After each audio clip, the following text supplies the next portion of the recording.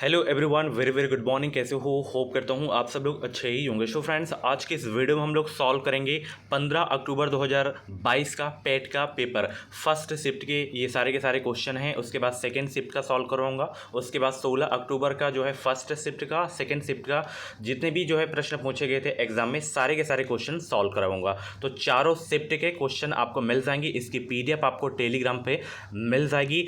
इस बार एग्ज़ाम्स को बेहतरीन अंकों के साथ अगर आपको जो है क्वालिफाई करना है तो चारों पेपर आप लोग लगा के जाना। हो सके तो 2021 वाला भी आप लोग लगा के जाना। ओके, चलिए स्टार्ट करें भाई। सभी को गुड मॉर्निंग। और आज से आपकी क्लास स्टार्ट हो गई है। सभी बच्चे चैनल को सब्सक्राइब करके जुड़ जाएंगे।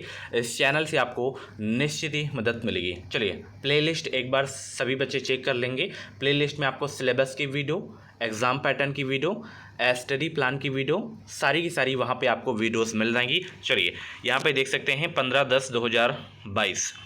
यहाँ पे जो पहला क्वेश्चन पूछा गया था कि निम्नलिखित में से किस युग में तांबे का पहली बार प्रयोग किया गया था। तो युग पूछा है, तो इसका जो सही उत्तर था वो था ताम्रपाषाण युग। ओके, अगला प्रश्न पूछा गया था निम्नलिखित में से किस स्थान पर जो है प्रथम बौद्ध संगीति का आयोजन किया गया था। तो राजगीर में किया गया था।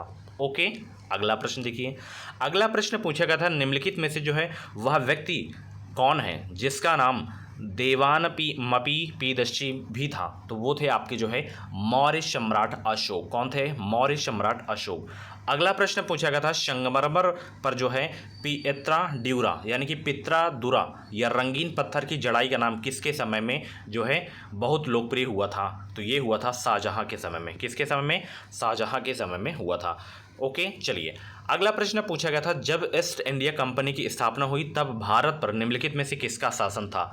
वेरी इंपॉर्टेंट क्वेश्चन है। इन सारे प्रश्न को बिल्कुल घोल के पी जाना है। अगर इनसे प्रश्न आए तो गलत आपसे नहीं होने चाहिए।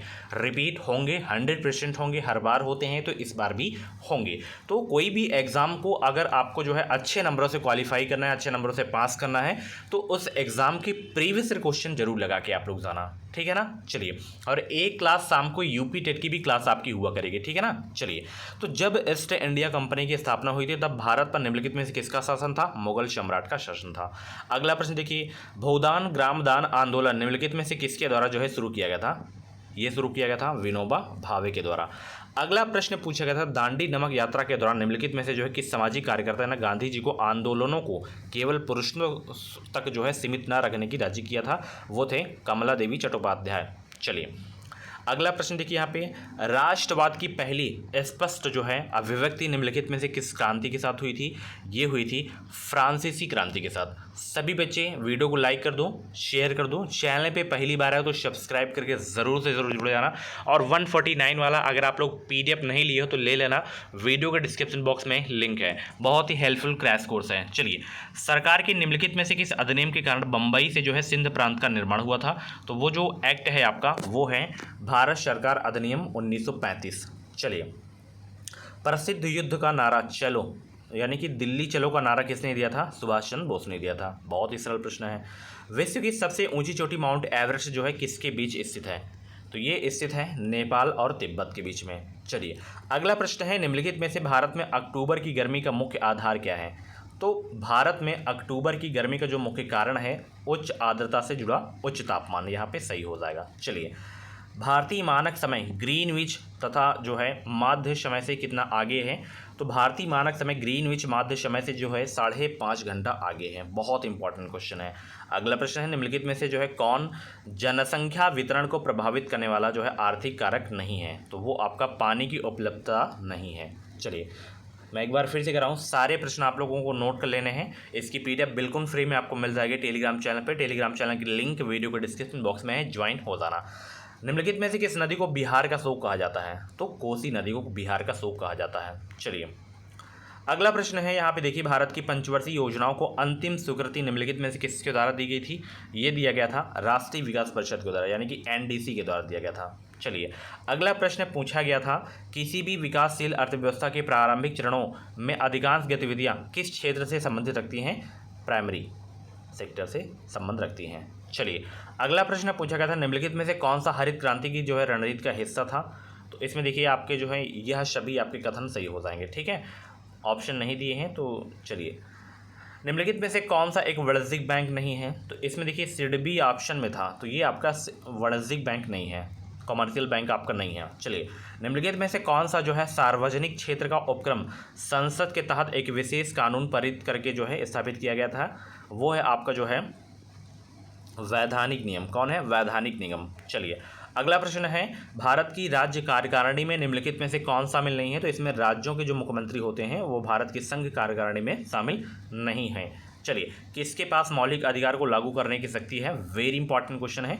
तो ये सर्वोच्च न्यायालय और उच्च न्यायालय यानी कि the supreme court and high court के पास जो है मौलिक अधिकार लागू करने की शक्ति है। चलिए, भारत में राष्ट्रीय मानवाधिकार आयोग निम्नलिखित में से किस मंत्रालय के अधीन है? ये जो है मिनिस्ट्री ऑफ होम अफेयर के जो है अधीन है, गृह मंत्रालय के अधीन है राष्ट्रीय मानवाधिकार आयोग। चलिए, निम्नलिखित में से किसे जो है किसी केंद्र शासित प्रदेश में उच्च न्यायालय स्थापित करने का अधिकार है? तो ये है संसद यानी कि पार्लियामेंट को जो है ये अधिकार है उच्च न्यायालय स्थापित करने का। अगला प्रश्न पूछा गया था, निम्नलिखित में से कौन सा अनुच्छेद जो है भारतीय संविधान में सर्वोच्च न्यायालय की स्थापना और गठन के बारे में है? तो वो अनुच्छेद जो है आपका है 144 124 अनुच्छेद है भारतीय संविधान में सर्वोच्च न्यायालय की स्थापना और गठन के बारे में। अगला प्रश्न पूछा गया था, तारों का जो रंग होता है निम्नलिखित में से किस पर निर्भर करता है? ये उसके तापमान पर निर्भर करता है। किस पर निर्भर करता है तारों का रंग? ये उसके तापमान पर निर्भर करता है। निम्नलिखित में से कौन सी गैस जो है ग्लोबल वार्मिंग के लिए जिम्मेदार है? तो वो गैस है ग्रीन हाउस गैस, जो ग्लोबल वार्मिंग के लिए जिम्मेदार है। अगला प्रश्न देखिए, न्यूमोनिया मानव शरीर के निम्नलिखित में से किस अंग को जो है प्रभावित करता है? तो ये लंग्स को यानी कि फेफड़े को जो है प्रभावित करता है न्यूमोनिया। चलिए, अगला प्रश्न पूछा गया था, निम्नलिखित में से कौन सा वनस्पति रेशा नहीं है? इसमें नायलॉन आपका जो है ऑप्शन में था, तो ये आपका वनस्पति रेशा नहीं है। बहुत अच्छे। पादप कोशिका भित्ति निम्नलिखित में से किससे बनी होती है? और करंट अफेयर भी आप लोग शुरू कर दें पढ़ना।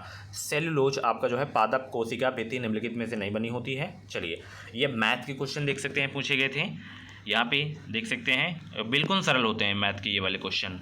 और ये देख सकते हैं ये सारे के सारे क्वेश्चन पूछे गए थे। यहाँ पे हिंदी के देखिए प्रश्न पूछे गए थे 5 क्वेश्चन, व्याकरण के 5 क्वेश्चन आएंगे। इसलिए कह रहा हूँ कि सिलेबस एग्जाम पैटर्न की वीडियो सभी बच्चे देख लेंगे। अभी तक नहीं देखो तो जाके देखना और इसकी प्रिंट आप लोग निकलवा लेना। टेलीग्राम पे मैं सेंड कर दिया हूँ सिलेबस एंड एग्जाम पैटर्न की वीडियो। सभी बच्चे जहाँ पे स्टडी करते हैं तो वहाँ पे आप लोग अपना सिलेबस चिपका लेंगे। यहाँ पे पूछा गया था महर्षि शब्द का सही संधि विच्छेद क्या होगा? महाधन ऋषि हो जाएगा।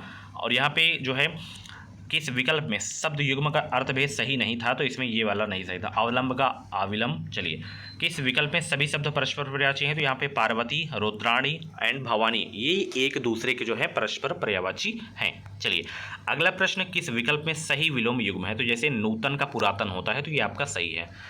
ख्याली पुलाव पकाना मोहौरिक अर्थ क्या होता है? असंभव बातों की कल्पना करना होता है। ये एक पैसेज आ जाता है, देखिए इंग्लिश का पैसेज आता है, ठीक है ना, ये देख सकते हैं। और यहाँ पे देखिए ब्लड रिलेशन रीजनिंग का क्वेश्चन था, ये सीरीज का प्रश्न है, ये कैलेंडर का प्रश्न है। और यहाँ पे देख सकते हैं सिलोजिज्म का है। ये सारे के सारे रीजनिंग के क्वेश्चन। और यहाँ पे करंट अफेयर के क्वेश्चन देख सकते हैं पूछे गए थे। ये सारे करंट के प्रश्न आप लोग देख सकते हैं। ये स्टैटिक जीके के क्वेश्चन देखिए, भारत के निम्नलिखित किन 2 शहरों के बीच आकाशा एयर की पहली उड़ान का जो है उद्घाटन किया गया? मुंबई से अहमदाबाद। ये भी करंट में ही आ जाएगा आपका।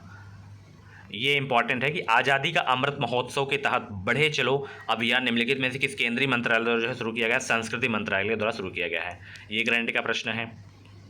तो इस तरीके के क्वेश्चन आपके एग्जाम में पूछे जाते हैं। ये क्वेश्चन बहुत रिपीट होता है 60 वाला, कि निम्नलिखित में से कौन सा राज्य भारत में जो है पहला हर घर जल प्रमाणित राज्य बन गया है? तो गोवा है।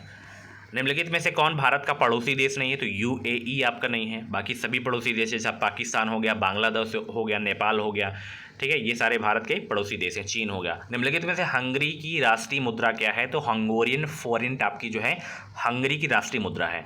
स्वतंत्रता के बाद भाषा के आधार पर बने भारत के पहले राज्य का नाम बताइए? तो वो आपका आंध्र प्रदेश राज्य है। 25 वर्ष में जो है लोकसभा में पद धारण करने की न्यूनतम आयु है 25 वर्ष, याद रखना। चलिए, मैक्सिमम एज जो है 25 ईयर है। अंतर्राष्ट्रीय जैव विविधता दिवस किस तारीख को मनाया जाता है? 22 मई को मनाया जाता है। निम्नलिखित में से कौन सा विश्व का सबसे बड़ा नदी द्वीप है? माजुली द्वीप है। Very important question. नौटंकी निम्नलिखित में से किस राज्य का लोकनृत्य है? उत्तर प्रदेश का है। अंतर्राष्ट्रीय ओलंपिक समिति का मुख्यालय है स्विट्जरलैंड में। निम्नलिखित में से किसने प्रसिद्ध पुस्तक पावर्स ऑफ द माइंड लिखी? स्वामी विवेकानंद ने लिखी है। यहाँ पे देखिए इसमें का जो है फुल फॉर्म बताना है, UNFPA CCC का अर्थ क्या होगा? तो United national framework convention on climate change, ये इसका फुल फॉर्म होगा। चलिए ये देख सकते हैं गद्यांश दिया गया था, हर बार गद्यांश आता है, तो इसकी प्रैक्टिस कर लेना आप लोग। ये देख सकते हैं, और ये मैथ के क्वेश्चन देख सकते हैं, टेबल वाले प्रश्न, ये सारे के सारे क्वेश्चन आप लोग देख सकते हैं। तो वीडियो को लाइक कर दो सभी बच्चे भाई। चलिए और भी आपको ये देख सकते हैं क्वेश्चन। तो ये था पेपर आपका पेट एग्ज़ाम का, जो 15 अक्टूबर को जो है हुआ था। फर्स्ट शिफ्ट का जो है ये पेपर है, और अब मैं 15 तारीख का जो है सेकेंड शिफ्ट का पेपर और 16 का फर्स्ट एंड सेकेंड शिफ्ट का पेपर अपलोड करूंगा चैनल पे। तो चैनल को सब्सक्राइब करके बेल आइकन को ऑल पे प्रेस कर लें, ताकि जो भी अपडेट आए पेट एग्ज़ाम की, यूपी SSC पेट एग्ज़ाम की एंड टीचिंग एग्ज़ाम की, तो अपडेट आपको मिल सके। और बाकी हम मिलते हैं अगली क्लास पे। Thank you so much. Channel को सब्सक्राइब ज़रूर कर लेना, और क्लास कैसी लगी, वीडियो कैसी लगी, ज़रूर आप लोग कमेंट बॉक्स में बताना। Thank you so much, thanks for watching. इसकी PDF आपको टेलीग्राम पर मिल जाएगी। चलिए बाय बाय, टेक केयर।